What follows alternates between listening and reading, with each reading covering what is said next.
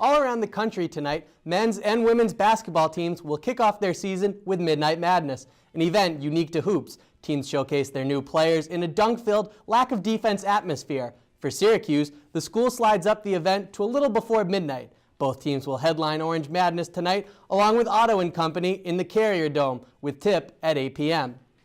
The men's team isn't the only one taking on a top 10 team inside the Carrier Dome tomorrow. For the first time ever, the third-ranked women's lacrosse team squares off against 8th-ranked Duke. Quite a lot at stake in this one, as the two programs are tied for third in the ACC standings. Both teams are 2-1 in conference play. Gary Gates' team looks to improve to 5-1 against opponents ranked in the top 10 this season. First draw is at 3 p.m. But before the men's team takes on UNC, the women's program will square off inside the Dome in a battle between two of the top 3 teams in the country. North Carolina, the defending national champion, is 12-1 this season and number 1 in the country. Gary Gates' Orange boasts the same record and are the third-ranked team in the nation. First draw is at 3 p.m. After grabbing their first ACC win last weekend, the SU football team will head down to Atlanta to face the triple option of Georgia Tech. Although they snuck out of Carolina with a win, quarterback Terrell Hunt was not impressed with his performance as he actually ran for more yards than he passed for. There are many things that go with fall weather: apple picking, pumpkin-flavored anything, and my personal favorite, the MLB playoffs. While the trees begin to lose their leaves, the Red Sox continue to grow out their beards.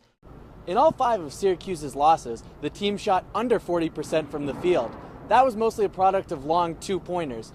But in its second-round game against Western Michigan, the team shot close to 50% from the field, largely because it attacked the basket and was aggressive. The question is whether or not that philosophy is here to stay. It depends on what quality of look you're getting. If you can shoot a long two that's open, that's a decent shot. It's just about how we manufacture our offense. We can shoot the ball, we can score. Just getting guys the right spots. As long as we get guys like Trevor open, I think our percentages will be high. He's going to make shots. That's our goal for every game, is to attack the basket or be as aggressive as possible, and I feel like we can do that tomorrow. When Jeremy Grant, CJ Fair, and company are attacking the basket, the team becomes one of the toughest outs in the tournament. When they're settling for mid-range jump shots, the Orange becomes ripe for an upset.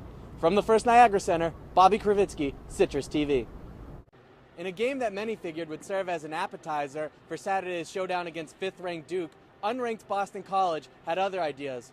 What made them so difficult to stop? They got good passers, good ball handlers. They got 4 guys that can shoot threes, and I think Anderson's a really good inside player. We have to play better on offense. They scored up there against us, but we played better on offense. And our offense just, wasn't what it needs to be. I think it was, they have 4 guys out there that could shoot the ball, and they have Anderson in the middle who could pass it out there and could score himself. So it's tough to play against a team that shoots that well when they're open.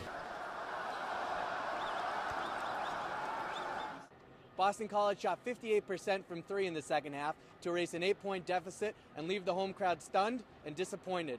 From the Carrier Dome, Bobby Krivitsky, Citrus TV.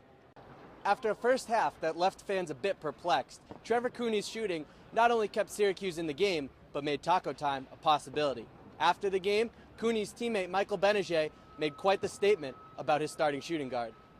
I feel Trevor Cooney is one of the best shooters in the country, if not the best. He just flat out shot the ball really great today. He moved well without the ball, and he does a good job of relocating in open spots. As a result of being more comfortable on defense, or a product of being on the court longer than he had ever been last season, Cooney found himself in a rhythm that only the game's best shooters get to experience. Once I was able to get the first couple down, and the game kind of just came to me, and I was able to get into a good rhythm. I thought we did a good job of finding Trevor, and he bailed us out when we really needed him in the first half, when we had nothing really in the first half. He hit those 2 threes to get us close at halftime. Those were two monster shots, and obviously when he gets going, he's going to make those shots. Cooney finished the game 7 of 8 from beyond the arc and had a game-high 27 points. The Orange are hoping that Cooney can provide the team with a dynamic they haven't had since the departure of Jerry McNamara. They hope this carries not just into Tuesday's matchup against Fordham, but through the rest of the season. From the Carrier Dome, Bobby Krivitsky, Citrus TV. One of the things you love about Boeheim is how candid he is, and he knows the offense struggled. He talks about that, and then he brings up the fact that they're down by 4, close to a minute remaining, and they're calm. He's calm. He knows there's enough time to run a play, to execute, and just get a good possession. Make sure you score. Don't rush it. Don't force a 3 or a bad shot. And as a result, they get that 2, and they go on to win this game. For me, it was the C.J. Fair three-pointer, minute 42 left, gets himself open in the corner, and knocks it down. If he misses that, down by 6, it could have gone to a 3-possession game, and from there, it could very well have been over. Well, it's really a question of who they draw come March. Pittsburgh is undersized, but they're physical, and they got 16 offensive rebounds, really dominated the offensive glass. If they draw a bigger opponent come March, they could be in major trouble, especially if Christmas gets into foul trouble. Jay, let's start with how SU performed at the foul line. 16 of 19, they only missed 3, 84%. That's consistently a bugaboo for Jim Boeheim's teams. Not tonight. In the Pete, it's a huge reason as to why they won.